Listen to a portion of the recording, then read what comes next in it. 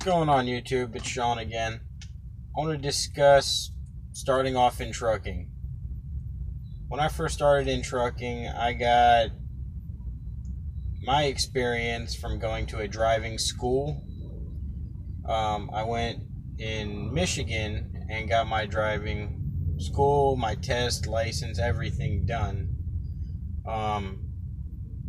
So one thing I would definitely recommend is going through a school just to learn the basics and to actually get your license, opposed to going through some companies where they'll send you out, you get tested, and then you go for your actual driving test. When I first started, I was going 5 days a week to the driving school. It taught me a lot. It really did. The fundamentals of backing, how to do hours of service. There was classroom work and there was actual driving work. I was lucky enough that the classes were small enough so that it was one-on-one most of the time. Let's see, companies to go with to help you in your career. I'd stay away from most of the big carriers. I kind of biased on this, but I'd say Night Transportation is one of the best companies to start off with. I was a trainer for them for multiple years. I ran out of the Lakeland office in Florida, and I had a wonderful experience there. The only reason I left that company is I wanted to go local so I could see my family.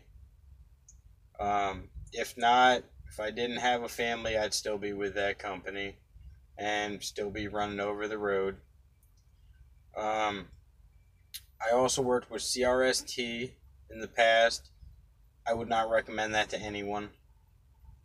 Save yourself the hassle. I know someone that went against my advice and went with the company. He is miserable right now. And I talked to him not that long ago, and they haven't changed. When you're first starting off in trucking, you're going to need some money. Just when you first start on the road and while you're going through school, it's going to help. I'd bring at least a couple $100. And when you first get out here, do not stuff your face. All your money will go down the drain and it'll leave you penniless.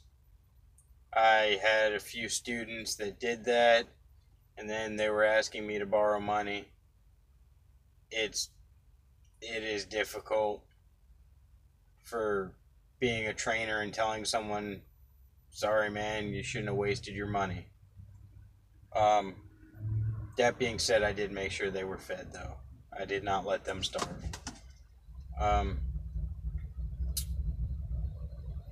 At least have a couple $100 saved up before you go out with your first company.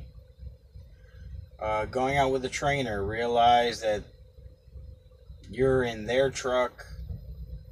You're gonna learn the right way to do things, hopefully, as long as you do have a good trainer. I've seen some pretty bad ones that are just there for extra money instead of actually teaching people the right way. You'll know if he's a good trainer or not. One, if he asks you to do something that's not legal or against good judgment, justifies he's not that good of a trainer. One of the biggest things I'd look for as a trainer in my students were, as long as they're listening and making sure they're doing what they're supposed to.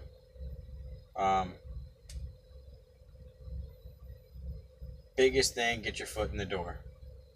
Have a good one, y'all.